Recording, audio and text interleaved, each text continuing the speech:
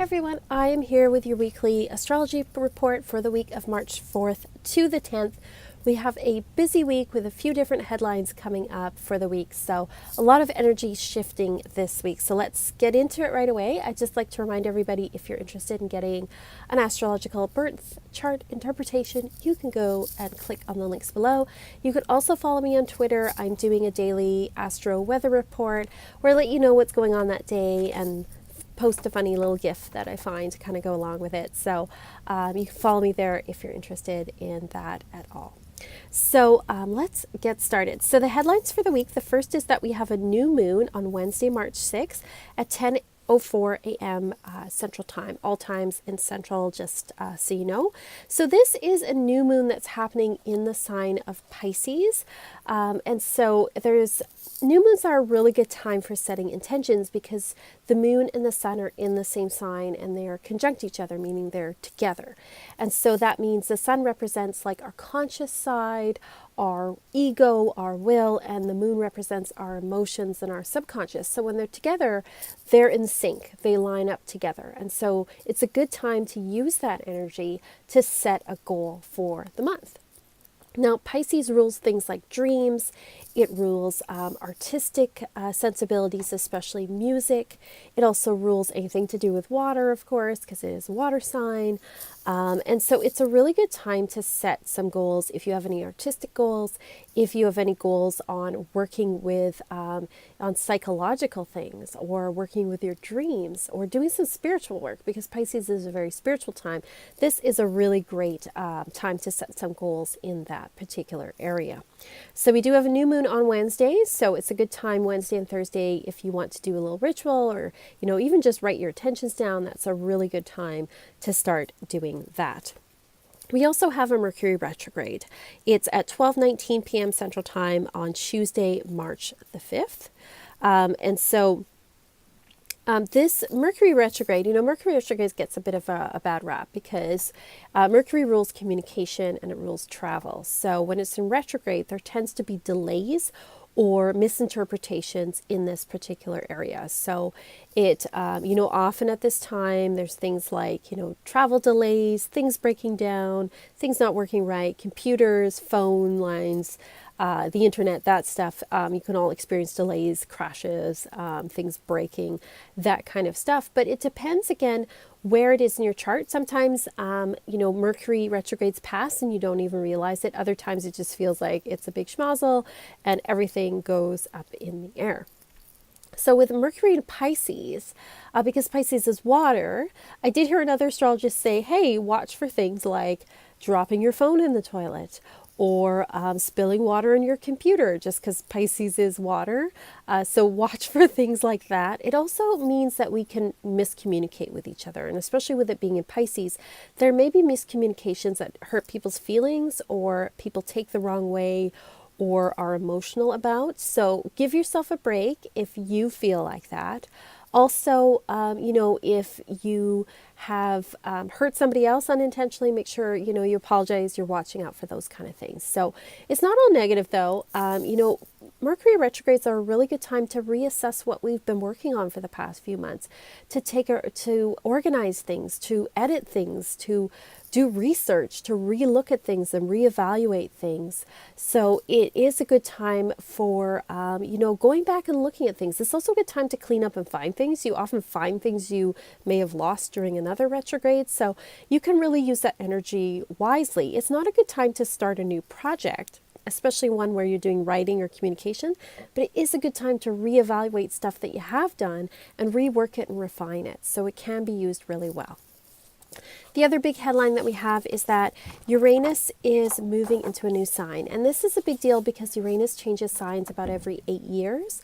So it really, it's not like you'll see a change right away, but there's like a slow shift and a slow change.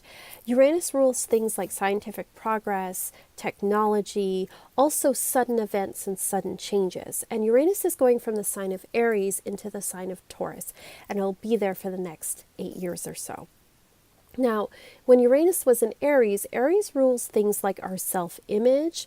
It rules things like war and, explosions and fiery changes, and it's a very fast-moving sign. And so during that past 8 years, we really saw social media take off in a big way.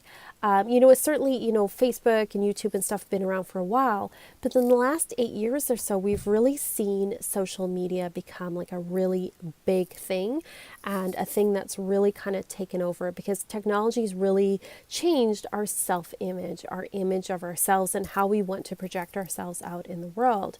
We've also seen that, conflicts and, the rights of the individual and stuff have really become a really big thing that has spurred a lot of conflict and changes. Now, with Mercury moving into Taurus, this means that a lot of changes are going to kind of slow down a little bit. Things may be a little bit calmer. But Taurus rules things like farming, the food industry.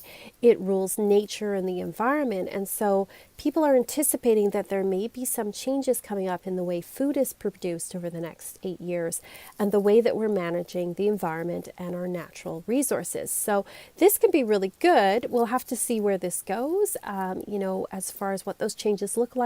Who knows? Uranus can surprise us. It is the planet of surprises and changes.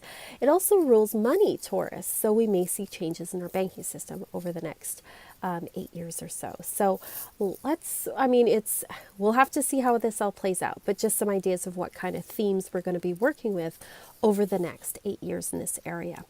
So let's get to the day-to-day stuff. So we start the week on Monday with the moon in the sign of Aquarius. We're very curious about things. It's a good time to do some research. It's a good time to, work on the computer and do stuff on the internet and all that stuff. So that's on Monday. I don't think we have anything else on Monday. No. Tuesday, the moon goes void at 2:05 a.m. and then moves into Pisces at 2:11 a.m. So Tuesday, we're feeling a little dreamier. We kind of want to just do our own thing and daydream and maybe not get a ton of work done. But it's great for artistic and spiritual work when the moon is in Pisces. That is also when we have our Mercury retrograde as well. So be patient, make extra time. If you're traveling, give yourself extra time. Be patient with others if there's miscommunication. Just give yourself some extra time on that day. Wednesday is a big day. That's when we have our new moon at 10:04 a.m. Central Time. We also have the sun conjuncting, meaning it's lining up with Neptune on Wednesday. So we're very inspired that day, feeling very imaginative. But it's also a day where there may be some confusion and misinformation as well. So again, be patient with others and yourself on this particular day. We also have the Uranus changing sign on Wednesday as well. So Wednesday's a big day. It goes into Taurus on that day, which we've already talked about. And Neptune makes a conjunction with Vesta on that day, the asteroid Vesta. So this is a good time to practice spiritual things at home. It's a good time to really discuss and talk about spirituality. It's not really a great day for getting a lot of concrete things done, but it is a really good day for setting our intentions, for doing ritual, for doing spiritual work on Wednesday. Thursday, we have a void moon at 1:08 p.m. and then the moon moves into Aries at 2:27 p.m. So we start feeling more energetic on Thursday in the afternoon, depending where you are, of course, in the world. So we start feeling more energetic on that day. It's a better day to kind of, start things or get little errands done, to get some work done. We're just feeling more energetic on Thursday and then Friday. The sun makes a conjunction with Vesta on this day. So this is a really good day to focus on the home, focus on some work that needs to be done there, and focus on any spiritual work that you need to kind of get wrapped up. So that's why Thursday too is a good day for doing ritual. Friday, the moon remains in Aries all day. So again, a good day of activity and action and getting things done. Saturday, we have a void moon at 11:14 a.m.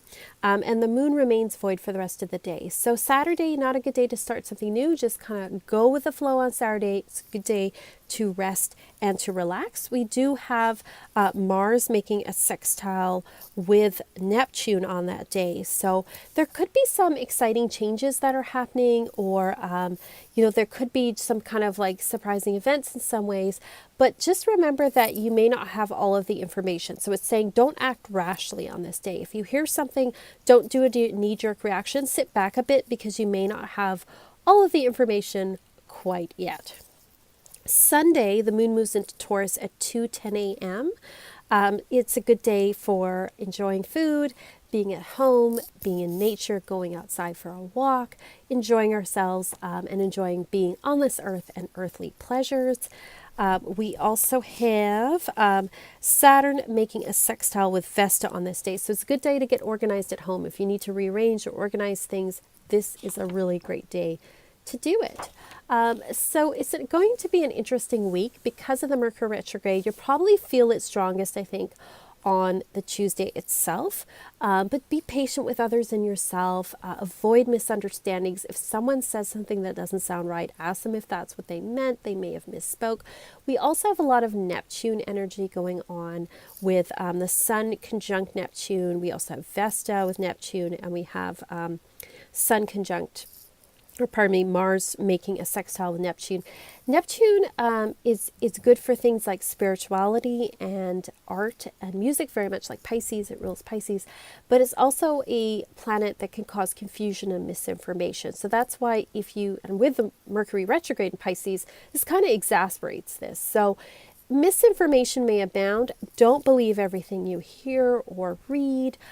You may not have all of the facts yet, so there may be confusion going around, that's for sure.